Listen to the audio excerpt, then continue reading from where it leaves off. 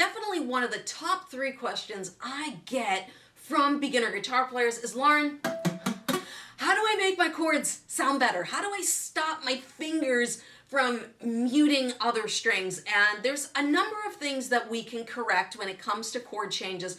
A lot of this stuff is going to come with time. As your hand gets more flexible, you get more stretch. But I have a special trick that I've used with students over the years that I find fixes 90% of the string muting issues. Let me show you. So for most people, it's usually like a D chord or a C chord. I had a student who came in and she'd been practicing the D chord for years, and she's like, I just cannot get this bottom finger or this bottom string to ring out. It's always muted. And what was happening was the third finger here was laying flat and it was kind of muting that bottom E string. Another common one is the C chord, and it's usually the third finger again. The third finger usually kind of lays flat and it mutes that D string below it.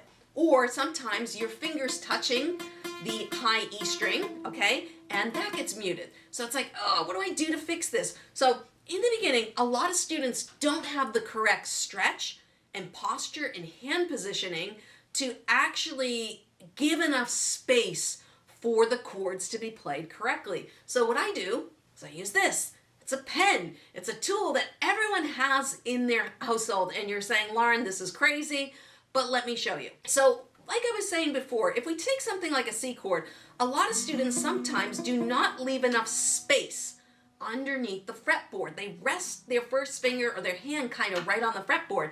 But actually what should happen is the fingers should curl around the fretboard. So there should be space under here, whether it's a D chord, a C chord, an E minor, whatever chord you're making.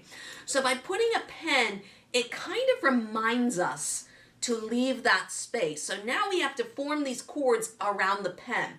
We're not going to do anything with our strumming hand. So you're going to take your strumming hand and you're going to hold this pen at the very bottom of your fretboard. So that's horizontal on your fretboard. And then we're going to make the C chord around that. Now what this does is it forces your hand to curve more, okay? Because this pen is taking up the space that you want to put your hand in. So we put the pen, and now we form our C chord. And you can see I can kind of hold that pen in place. And if I actually play the chord correctly, it would sound good. All right, I've been playing guitar for 20 years, and apparently I forgot how to play C chord. But it happens. We all make mistakes, all right? So now I've got this C chord, and you'll probably notice my first finger now, there's a lot more space underneath to make this C chord. So that first finger is not going to be resting on the bottom string. Let's take that D chord now. Put the pen back, okay? We'll make our D chord, okay?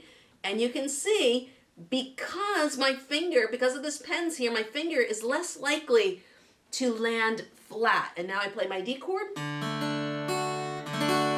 Okay, and I have found 9 out of 10 times this works for most students who've been working on guitar chords. Does it work every time? No, because there could be something physically wrong with your wrist. We want to make sure that our wrist is in a neutral position. A lot of people, they kind of tweak their wrists. I have a great video up here on wrist positions and things that you want to correct in your wrist that could be causing you issues, pain, or reducing the stretch, because for a lot of students, they just don't have enough stretch to make these chords just yet. And the thumb could be up here and overhooking, and there's a lot of positional things that you could be doing as well. But if you have a good position and you use the pen, like I said, 9 out of 10 times, it's going to fix the problem. And if you think you have an issue with your wrist or your thumb placement, I highly recommend you go check out that video there where I show you the 2 most common wrist mistakes and how you can fix them.